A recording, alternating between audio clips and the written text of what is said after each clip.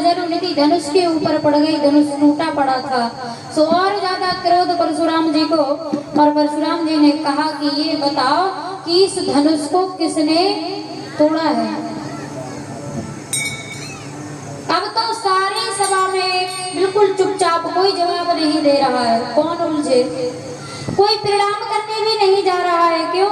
क्योंकि हो सकता प्रणाम करने के लिए जाएं और परशुराम जी क्रोध में ऐसा ना हो कि फरसा कहीं हमारे ऊपर ही प्रयोग कर दे।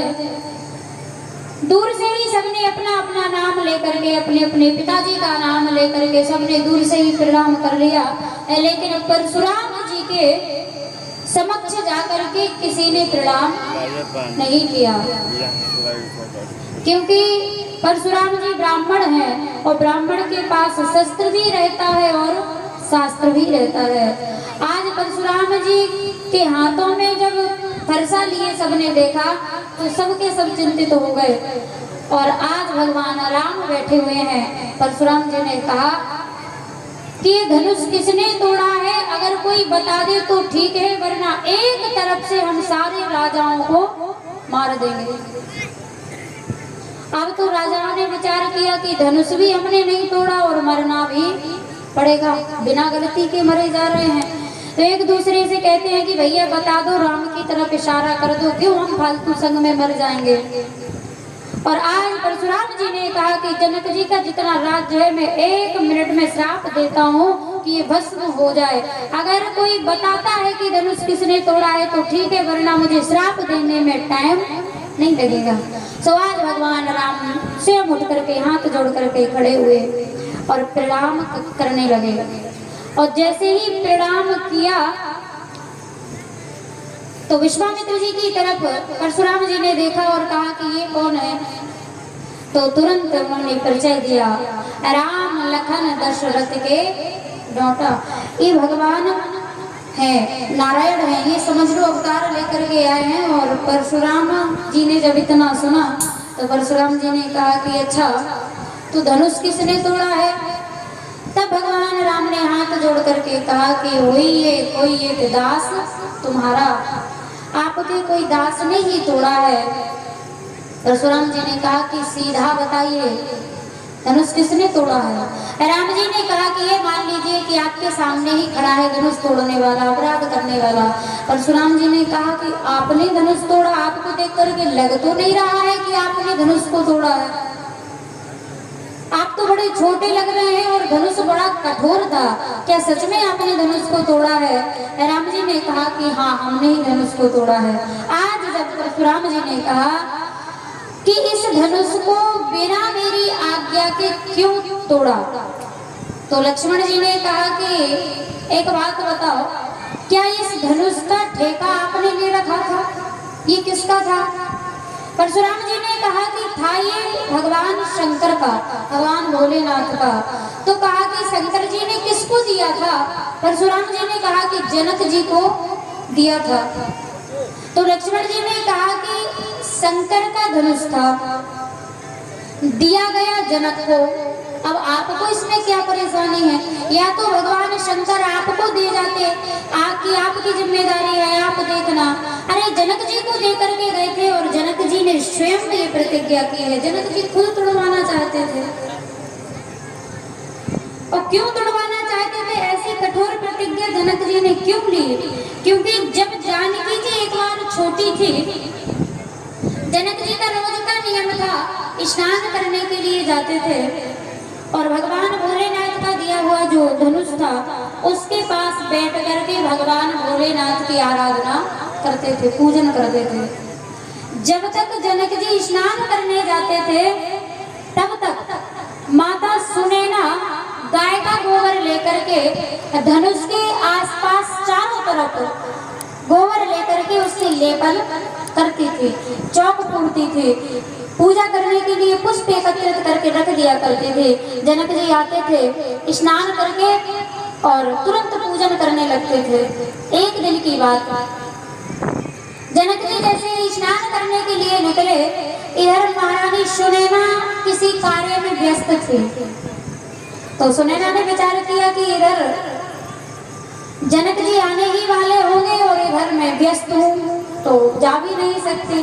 तो आज जानकी जी को आवाज लगा दे कि जानकी आप धनुष के पास थोड़ा सा गाय का गोबर उठा करके लेपन कर दो, चौक जोड़ दो, आपके पिताजी आते होंगे, उन्हें पूजन करना है। जानकी जी ने कहा ठीक है। और आज जानकी जी गाय के गोबर से लेपन कर रही थी, उतने में ही जनक जी का आगमन होता है। और दरवाजे से जनक जी ने देखा तो क्या दृश्य देखा कि जानकी जी एक हाथ से धनुष उठाए हैं और दूसरे हाथ से लेपन कर रही है, चौक पूर रही है। आज जनक जी देख करके दंग रह गए, जिस धनुष को हमने हिला नहीं पाया और आज जानकी जी एक हाथ से उठाए और दूसरे हाथ से चौक पूर रही है। और आज जनक जी समझ गए कि ये बेटी कोई साधारण बेटी नहीं है। जिस धनुष को हमने हिला तक नहीं पाया, इसने तो तुरंत खेल खेल में ही उठा दिया। आज उसी समय प्रण कर लिया था जनक जी ने कि इस बेटी का विवाह मैं उससे करूंगा जो धनुष को उठाएगा, उससे नहीं, क्योंकि उठा तो बेटी ने भी लिया है, जानकी ने भी लिया है। जो उठा करके इसको तोड़ देगा वो मेरी बेटी से ज्यादा बलशाली कहा जाएगा। मैं उसी के साथ में विवाह करूंगा जो इस धनुष को उठा करके और तोड़ देगा। बस इसी कारण परशुराम जी ने को समझाया विश्वामित्र जी ने कि देखो धनुष था तो टूट ही गया है, अब आपको क्रोध करने से कोई फायदा नहीं है, जो होना था वो तो हो ही गया है। धनुष से एक राजा ने कहा कि क्यों टूट गए हो, कैसा लग रहा है? जब तक टूटे नहीं थे, जब तक युद्ध में आपने न जाने कितनों की जान ली है, कितनों को मारा है, लेकिन आज देखो आप भी टूट गए हो, आपके भी दो टुकड़े हैं। धनुष ने भी कह दिया कि आज हम भले टूटे हैं लेकिन दो को एक करने के लिए टूटे हैं। हम ना टूटते तो राम और जानकी एक नहीं होते, भगवान और भक्ति का मिलान नहीं होता। और आज वैसे ही परशुराम जी ने जब ज्यादा क्रोध किया तो विश्वामित्र जी ने समझा दिया, समझ गए परशुराम जी, लेकिन कहा कि राम रमापते करदन ले हो, हे जाऊं चाहो मिटे सन में हो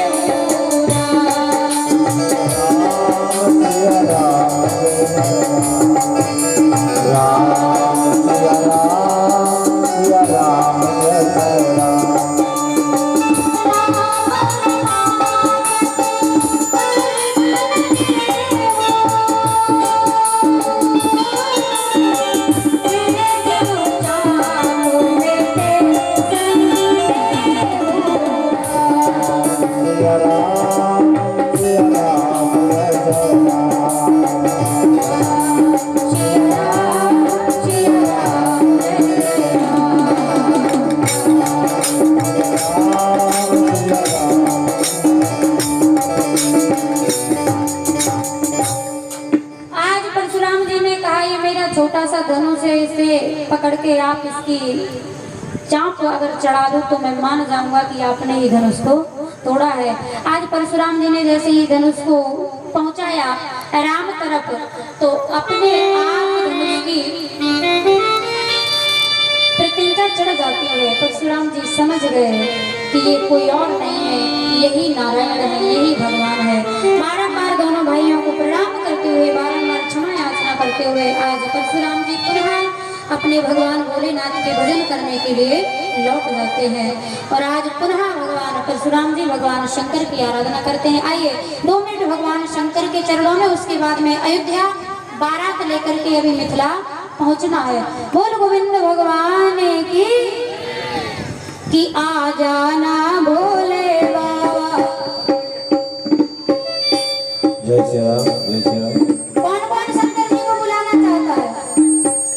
क्योंकि हमारे अकेले बुलाने से नहीं आएंगे, आप सबको बुलाना पड़ेगा। वैसे ही आज तो दरवाजे दरवाजे भगवान शंकर ने सबको दर्शन दिया है, तो क्यों ना उनका स्वागत किया जाए कि आ जाना भोले बाबा, आ जाना भोले बाबा।